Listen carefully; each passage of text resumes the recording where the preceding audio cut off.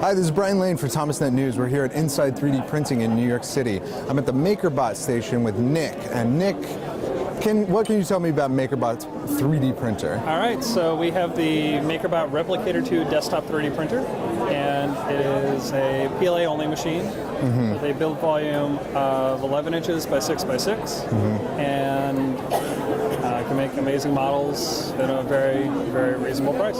It's a relatively new version of your 3D printer. How long ago did it come out? September. September, and that's about the time that you guys installed a store down on Houston, right? Yeah, we did. We just opened a store at Mulberry and Houston.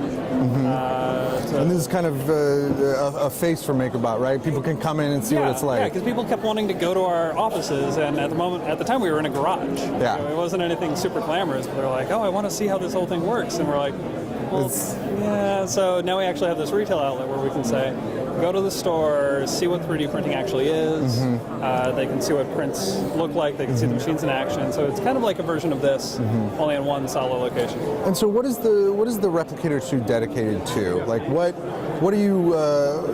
You've made this platform for people to 3D print and have access to it. What are they doing with it? Anything and everything. I mean, our biggest customer is NASA.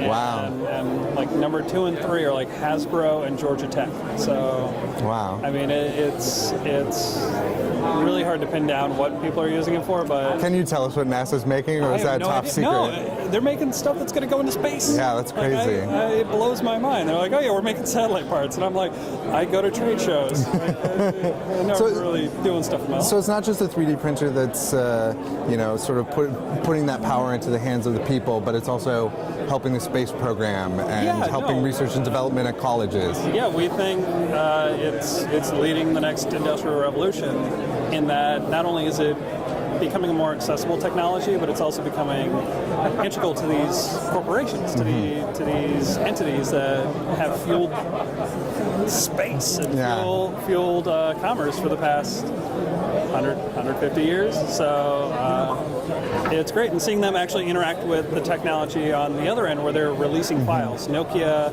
has a phone case for the Lumia 820, and they released the back of the phone. It isn't a case, it's actually the phone. If you don't have a case for it, your battery will fall out. Oh, wow. And they released the file for it and said, hey, we think people want to customize this case. You can put whatever you want on it.